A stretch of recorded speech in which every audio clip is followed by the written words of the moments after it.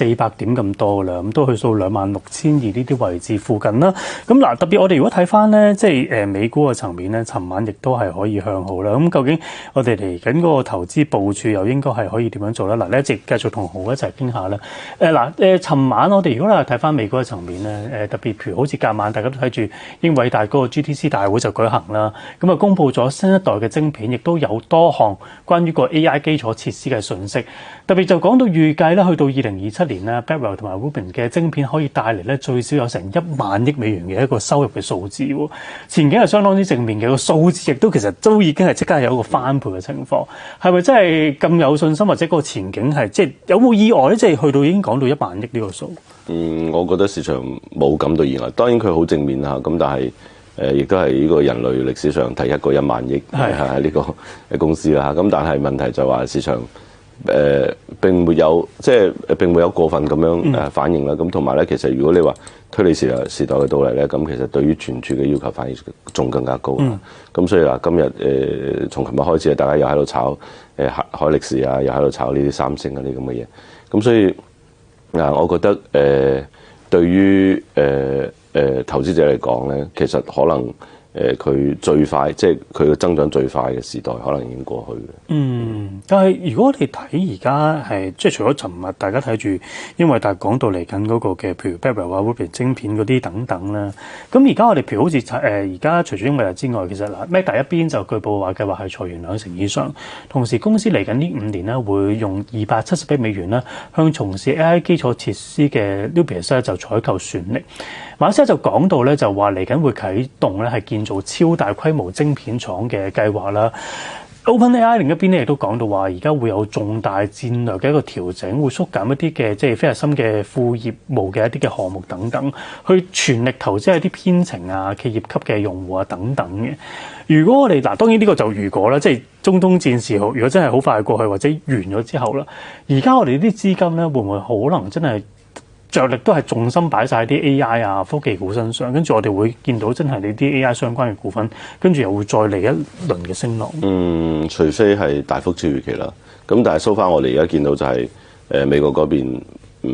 講出嚟啦，佢琴晚講出嚟啲嘢其實大家都知。咁所以就算係琴晚油價回落出咗咁好嘅利好咧，其實佢升咗少少，係唔係升好多嘅？咁同埋咧，其實英偉達咧，佢一直喺呢個180到200之間橫盤橫咗好耐㗎啦，成4個月㗎啦。咁所以我覺得佢需要一個，我唔知道啊，我覺得需要一個令人想不到嘅驚喜啦，咁先可以突破呢個區間。咁同埋咧，我覺得對於個投資者嚟講啦，咁其實就算係我哋啱講話，如果你係進入推理嘅時代。所以對存儲嘅要求咁其實大家都感覺到啦。咁海力士已經炒成咁㗎啦，三星又炒成咁㗎啦。咁所以我覺得喺咁高位追落去咧，其實風險反而係大於呢個收益嘅。咁所以嗱，我哋而家無論係打仗好或者係做 AI 好啦，咁其實你係需要大量嘅原材料嘅。嗱，如果你話而家呢個台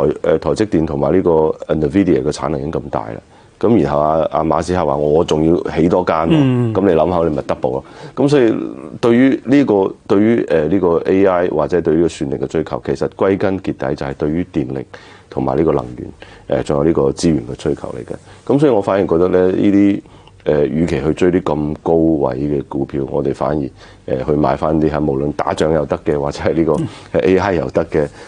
資源股啊等等咧，咁我反而覺得會更加有機會啦。咁如果咁聽嘅話咧，即係嗱，當然我哋睇翻我哋呢邊呢個零兩個禮拜咧，其實特別呢個零禮拜上個禮拜開始咧，我哋一啲嘅 AI 相關股份，特別譬如上去啲大型嘅科技股啊、騰訊啊等等咧，都有講到一個嘅情況，就係個龍蝦概念啦。佢哋譬如騰訊為例，佢有個 WebBuddy 等等啦，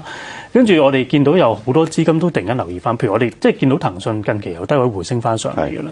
跟住咧，我哋見到就內地啲部門亦都係講翻個安全嘅隱患，特別呢個養龍蝦嗰個隱患啦。但係資金會唔會真係繼續咁樣去追逐呢啲嘅相關股份？就算唔係呢啲大型科技，一啲再細啲嘅或者2、3線嘅 AI 股，會唔會真係會有啲錢再繼續去追咧？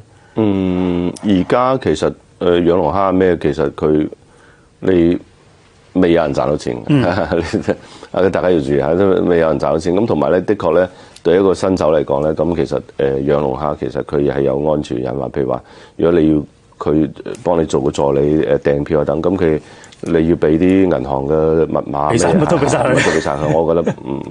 唔係幾好啊，唔安全嘅。咁所以我覺得而家暫時未有人賺到錢啦。咁當然佢係一個好嘅 concept 啦。咁同埋佢標誌住咧就呢個 AI 開始進入我哋嘅生活，即係開始改變我哋嘅工作方式噶啦。咁所以呢啲反而係大家可以留意噶啦。咁海外咧，其實我哋見到舊年4季度到而家咧，咁其實軟件股佢係被拋售得好犀利嘅嚇。咁類似嘅事情啦，譬如話好似呢啲我哋嘅大型科技股啊，呢啲平台公司啊，咁其實或多或少佢都係軟件股啊，咁所以佢亦都難免不受到影響。咁所以我哋仲係講翻咧，就係話啲資源股啊、高息股啊，我哋一直講咗好耐㗎。咁其實呢個主題咧，其實佢係遠遠未有結束嘅。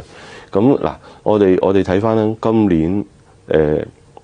年初以嚟，我哋表現得比較好嘅資產裏邊啦，其實第一就係石油。咁當然石油因為你有個風險溢價啦，呢個地緣政治。咁第二咧，其實雖然呢個黃金波動得好犀利，咁其實黃金亦都係今年跑得最好嘅資產裏邊之一㗎。咁所以同埋咧鋁又創新高啦，等等等等啦。咁其實有好多資源方面咧，其實有呢個主題可以投好耐嘅。咁同埋相對於股票嚟講咧，其實呢啲資源股都好平嘅。嗱，譬如話我哋睇個美國嘅資源板塊，相對於美國嘅呢個 S&P 即係呢個標普啦嚇，咁其實佢呢個相對嘅表現係處於一個歷史最低位嚇，咁而家開始收復啦。咁所以呢一個收復，因為佢之前落到呢個最低位，佢經歷咗好多年嘅，10幾20年嘅，一路都喺度走低嘅。咁所以咧，你亦都可以想象呢一次嘅收復嚇，如果係我哋所講嘅係符合預期嘅話咧，咁你會可以想象呢一次嘅收復唔係話1年2年可以結束嘅。但係如果你睇翻咧，即係上一次你有講到嗰個通脹嘅情況啦。通脹如果真係一路延續嘅話，咁而家美國嘅減息空間未必會咁大。咁美金如果真係落唔到嘅話，咁其實個資源價格係咪都不利咧？如果係嗱，我哋最近見到呢個的確呢個美元升咗去100啦。咁但係咧我哋譬如話黃金啦，咁其實佢落少少又上翻啦。咁其實咧就喺5100左右嚇，上下徘徊咗好耐嘅。咁你諗下，如果以前呢個美金升咁多嘅話，咁其實對於呢個資源嘅衝擊就好大嘅。咁呢一個我哋而家睇到就係話，的確咧，我哋喺過去1個星期咧，我哋的確睇到咧，就係呢個由於呢個美金上升咧，導致到呢個資源板塊劇烈咁震盪嚇。咁但係一旦呢一個美金 sell time，譬如話大家認為佢唔會進一步大幅升值嘅話咧，咁其實呢個資源股呢個消化咗呢個消息之後咧，佢就會繼續升，因為畢竟呢啲嘢係用美金去定價，咁所以美金升就好難唔跌嘅。咁但係咧，你呢個預期一結束嘅時候咧，咁其實長期嘅預期就會開始反映嘅，譬如話對於呢個 AI 嘅呢個推理嘅時代嘅到嚟啊，對於呢個戰爭嘅逆價，對於呢個未來呢一個資源板塊相對收益嘅收復咧，咁其實呢啲長期嘅預期就會重新被 price in 入呢個股價嗰度嘅啦。咁所以呢個我相信唔係1年2年可以結束嘅呢個過程。咁個減息咪即係而家大家要睇到下半年9月先至會減？而家大家都預咗唔減啊嘛，係嘛？係啊，咁好嗱，我覺得咧對於美聯儲嚟講，佢好難做㗎。如果你唔減息嘅話，經濟可能頂唔順，但係你一減更加頂唔順，因為呢個通脹冚聲嘅會升到，咁同埋呢個美元會冧市嘅嚇。咁所以我覺得無論你喺睇邊一個選項咧，都唔係一個好嘅選項嚟㗎嚇。咁我相信繼續按兵不動係一個更加大概率嘅事件。好啊，好，所以睇住嗰個減息個情況究竟係點樣啦。好，呢次咧唔該晒洪灝同我哋嘅分析。Interview 嘅時間嚟到呢一度啦。